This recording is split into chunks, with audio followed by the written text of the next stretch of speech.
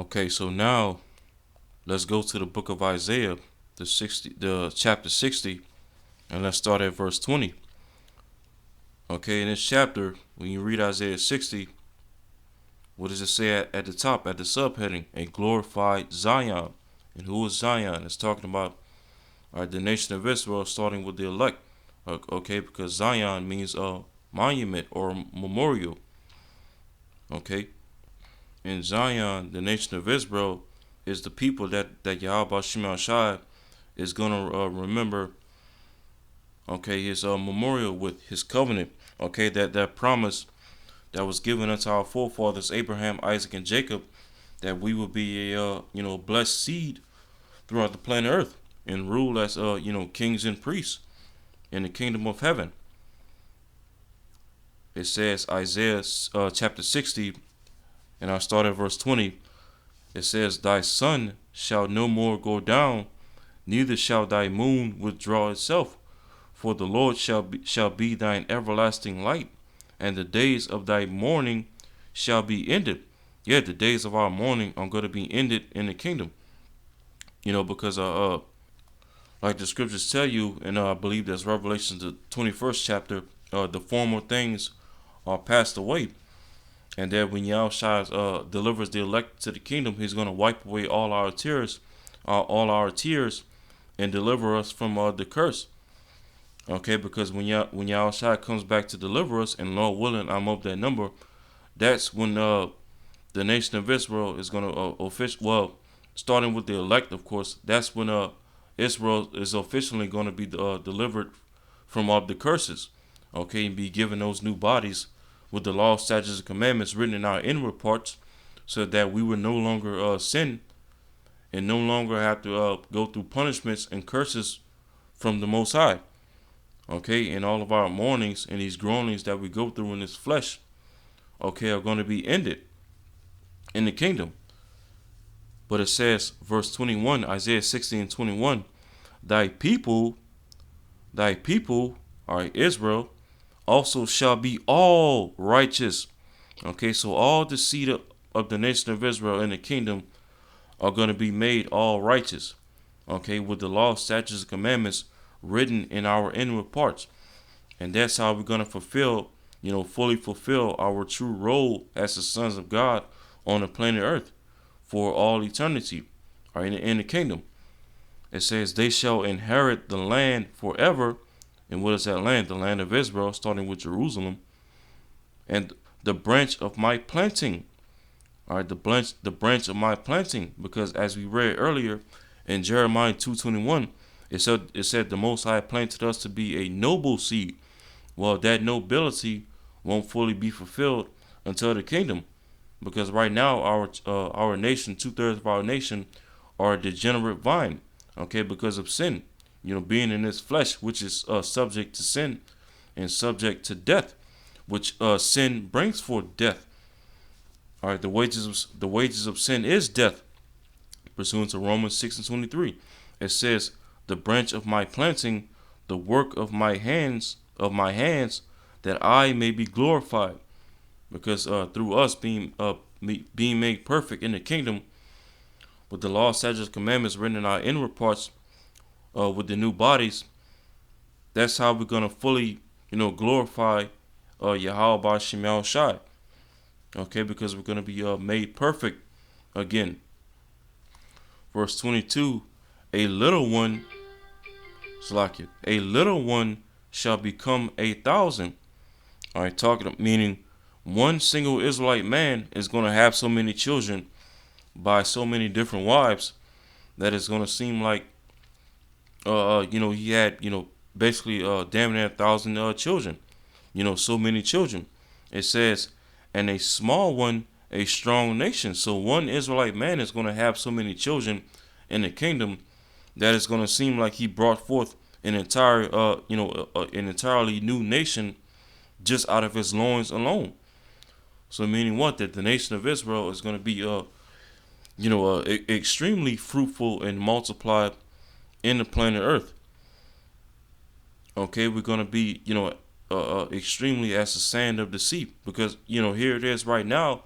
We're already as the sand of the sea, even in this captivity, okay, under these curses. Right now, we're dying under this wicked rulership, but yet we're still, okay, the biggest nation of people on the planet Earth as the sand of the sea. So how much more once we're in our kingdom and our blessing under Yahweh Shai, okay, with the new bodies and righteousness, okay, it's gonna be like we're gonna be, one man shall be as a strong nation, and as we read earlier in Genesis 25, between Jacob and Esau, it says one people shall be stronger than the other. Okay, it says, and I, the Lord, will hasten it in its time. Okay, but nonetheless, the point in these scriptures that I just read, these precepts in Isaiah 60, all right, in the 21st verse, it says, "Thy people shall all be righteous." So the nation of Israel, okay, our manner of life on the planet Earth is to be the righteous. Okay, we were put forth on the planet Earth to be the righteous, to play the role of the righteous, all right, in this movie that we call life. Whereas the nation of Esau, Edom, going back to Cain, they were put on the planet Earth to be the wicked, the bad guy in the movie. And through us having those diverse ways, okay, those very different ways, that's the main reason why we've always had to be separated between each other. Okay, because righteousness cannot clash with wickedness, as well as vice versa. Okay, because anytime you have wicked and righteous clashing together, okay, two opposites coming up against each other, okay, there's gonna be all types of friction, all right, all types of friction, fighting and wars and whatnot, and that's exactly goes back to the prophecy that was given to the serpent in Genesis the third chapter, that he would put enmity between his seed and the woman's seed. Okay, so when it says in Genesis 25, so like 25 and 23, where it says, all right, and the Lord said unto her, two nations are in thy womb, and two manner of people shall be separated from thy bowels. Okay, of course, the two manner of people is talking about how we as a nation of Israel would walk different from the Edomites. We would talk different from the Edomites. We would have a different taste in music, from them. Okay, and we would have different interests in life from them. But ultimately, the two mannerisms that we possess is ultimately going into how we would be are the seed of the righteous, and that they would be the wicked. Okay, they would be the wicked, and we would have to be separated from each other, because the Most High didn't put it in our spirits to come together and and be in harmony with each other.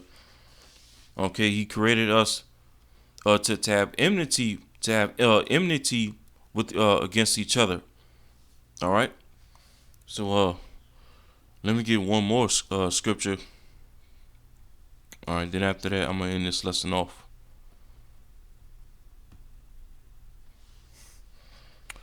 Proverbs chapter 12, verse 2. A good man obtaineth favor of the Lord. All right, and who is that? Who are the good men that's obtaining favor and mercy from Yahweh Shema Shai here in these latter days? The elect of the nation of Israel, starting with 144,000, as well as the large multitude who follow behind them.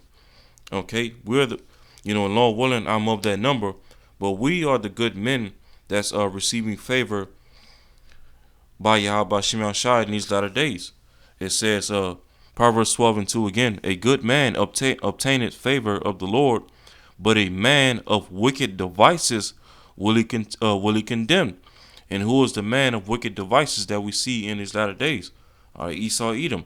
And of course, we know the main wicked devices that he's setting up here in these latter days.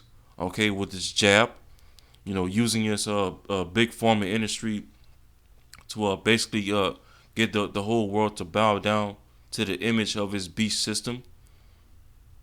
Okay, and then ultimately we know that the ultimate device that is going to that he's going to try to implement according to Bible prophecy, according to Revelations 13, verse 16 on down, is the charagma, or the MOB, where he's going to cause all, both small and great, rich and poor, free and bond, to receive, all right, a mark, a charagma, or else what?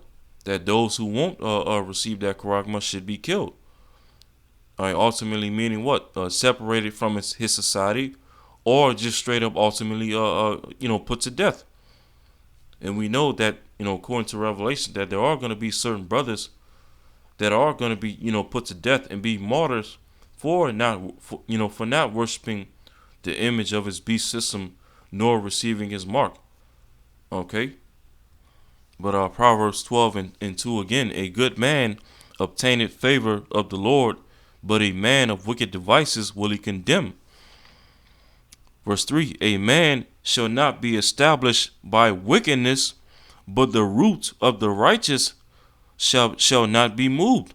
Yep, so the Most High is not going to allow this devil to establish his NWO agenda, okay, which is being established by wickedness, okay, because here it is, he's getting ready to establish his NWO system by wickedness, by basically putting his tag or his patent on all of the Lord's creations, whether it be food, water, animals, and even people, because this devil looks at people as animals anyway, and that's flat out wickedness, because the scriptures tell you in Genesis 1, when the Elohim was performing all of the creations, of the sun, the moon, the stars, the heavens, and the earth, man and woman, and so on and so forth, that what did the Most High say after they created those things?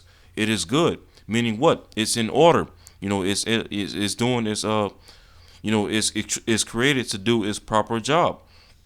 Okay, but this devil is trying to put his tag or his mark on all of Yahweh Shemashai's creation, okay, through wickedness, because he thinks that the Most High's all of that the Most High, that Yahweh Shemashai created, isn't good enough, and that he can somehow improve it, okay, which is flat out wickedness.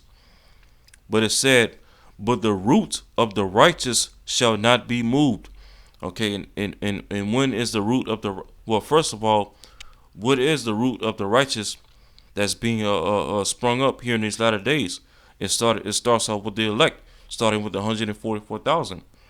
Okay, and through that root, Yahweh Shemashai is not going to allow it to be moved. Okay, and it's going to fully happen in the kingdom of heaven, because Yahweh's kingdom was the elect are going to be joint heirs with that kingdom. It's not going to be moved. It's going to be everlasting.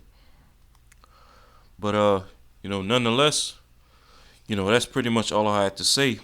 All right, all I had to say on this topic. Okay, the two manner of people that's said in Genesis 25 and 23.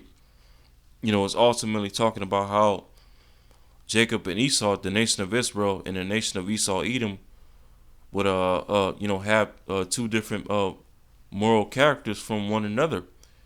The nation of Esau, the nation of Israel, starting from Jacob, would be the manner of the righteous, and the nation of Esau, Edom, okay, would be the manner of the wicked. And it was declared in the story, from the beginning, from the garden, okay, that we would that Yahweh Shemashai put it in our spirits, had it written in the story for us to have enmity between each other. Hence why we had to be separated. All right, separated, as soon as we came out of the womb. Okay, so Lord willing, this lesson was edifying. I want to give all praise to Yahweh by Hashem El Shai, by Hashem Kakwadash. Double honors to the apostles and elders of Great Millstone who rule well, and peace and salutations to the elect scattered throughout the four corners of the earth. Shalom.